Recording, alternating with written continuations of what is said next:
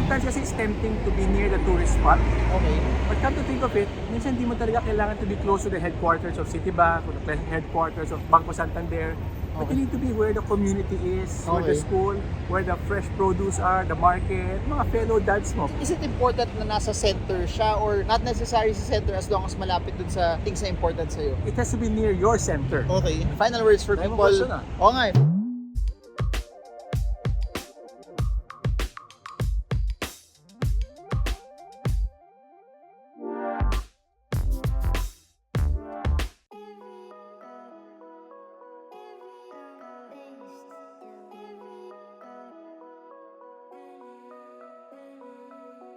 So what's the learning that you get as a property investor? One thing I learned, Marvin, from our pasyal today here in Barcelona, you really have to spend time, get familiar with what you're buying.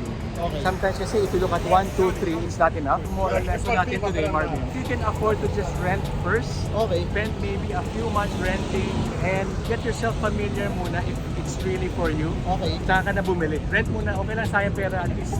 You know, it's a better choice. Said two things. Number one, get more options. Kasi when they watch this, kuha ko 20, 30, pero it might not be as super practical also. What's a good number that people should look at? There's no real number pero at least yung na-cover mo yung budget. Pinpoint kung, okay, over ba talaga itong budget sa akin? Sulit ba talaga? So maybe take a look at isang mahal. Take a look at the mura, take a look at the median. Take a look at something in the center, take a look at something outside the center, take a look at a new building and an old building, and then you can at least somehow from there, you have more confidence in choosing the property you're gonna buy kung overseas. Okay. Second question, sabi mo mag-rent muna. So what would be Carl D. Super Yaman master strategy if he will rent to eventually look for a place to live in? Okay, after you viewed yung number of units out of your top 10 and you choose your top 3, siguro kung ano yung top 1 mo, you rent something similar to your top 1. Okay. Then you get the feel of it. If you can get away with 3, 4, 5 months na rent, then go for it. Kung talaga no choice, 1 year, ganoon na. If it's overseas, so familiar with the place. All of this does not apply for investing in the Philippines also, especially for property or for people, for example, taga Cebu ako, gusto ko lumipat sa Manila, may trabaho ako doon. Sa Manila, meron kang tatanungan ng mga kaibigan. Okay. Here, it's a bit harder get friends to give you advice. Extra careful lang. By the way, guys, are here, one of Gaudi's buildings also. What are the considerations that people should look at when they're looking at a property that they want to buy? From our experience today, Marv, here in Barcelona, proximity to what's important to you as a family. Okay. To your wife, community, Okay. church, to your daughter, school nearby. Okay. Sometimes kasi it's tempting to be near the tourist spot. Okay. But come to think of it, minsan di mo talaga kailangan to be close to the headquarters of Citibank or the headquarters of Banco Santander. But you need to be where the community is, where the Okay. school, where the fresh produce are, the market, mga fellow dads mo. Is it important na nasa center siya or not necessary sa center as long as malapit dun sa things na important sa'yo? It has to be near your center. Okay. Any other things na natutunan mo sa ating journey ngayon, araw na to? So, by the way, Carl D, super yaman retired guy. Hindi, joke lang. But to summarize, if you're gonna buy a property, especially overseas, widen your choices. Minsan kasi, kala mo yung okay na yung first two that pina-viewing nyo, spend more time to data gather. Okay. So you're familiar. And maybe when you talk to a realtor or a friend, have a map, at least you identify what's important to you from a map point of view. If unsure, try to rent muna and get yourself acclimatized to the environment before you buy. I have a question. You're known as the Philippine property guru also. When should people also consider diversifying property overseas? Or dapat wala naman talaga silang intention, they just want to stay in the Philippines forever? How does it go for you, at least from a super yaman perspective? I think personally you don't need to buy properties overseas from a financial point of view, because sometimes you just think the grass is greener on the other side, but we're really not familiar.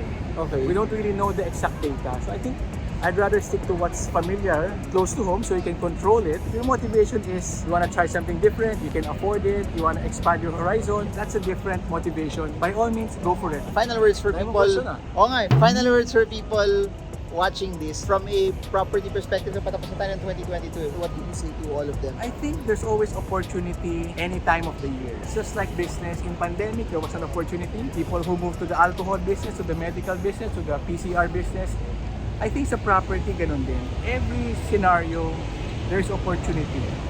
You just have to wear your future eyeglasses and see what's the problem that you are solving in the future. It's not looking backward, but it should be looking forward, solving the housing problems of the people. That's where the property prices go up kasi nagkaka-demand. Sorry, may maganda kasi sinabi. So, sa tingin mo opportunity ngayon as we end the year? David Lichu covers this a lot. The e-commerce space is new. Something that is within the e-commerce ecology. I think the expats are coming back, but I think when they come back, they are now aiming to go after newer buildings. And of course, the university will go back, the student market, the student population. But I think when the people go back, there are two things that are new right now. Number one, there is online shopping na wala masyado pre-pandemic.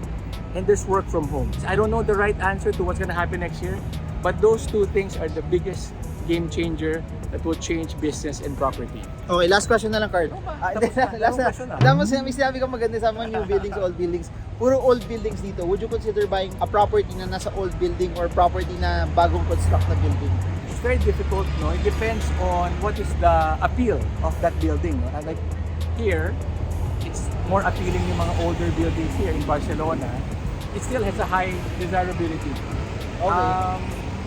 In Manila, there has to be a reason why you want to buy the old building. Either it's cheaper, Okay. it's well maintained, Okay. it's something in demand. There has to be a reason why people will appreciate it so that you can sell it at the higher price. Meaning when you invest in a property, you always have to think about sino mag-rent sa akin ito, sino bibili sa akin ito. Merong mag-appreciate pa rin ito. That's why it goes up in price. For example, in BGC, if you bought 10, 15 years ago, up until now, there are families who want to go to BGC. That's why it's being appreciated.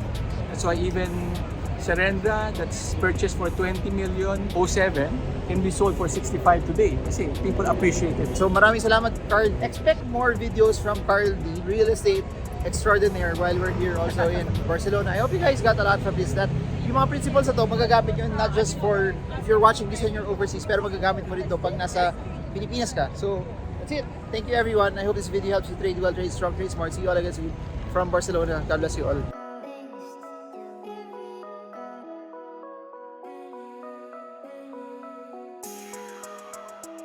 So we're with Carl D. We're here in Barcelona and we're gonna do a real estate scene. Pero what should people look for if they're buying real estate also?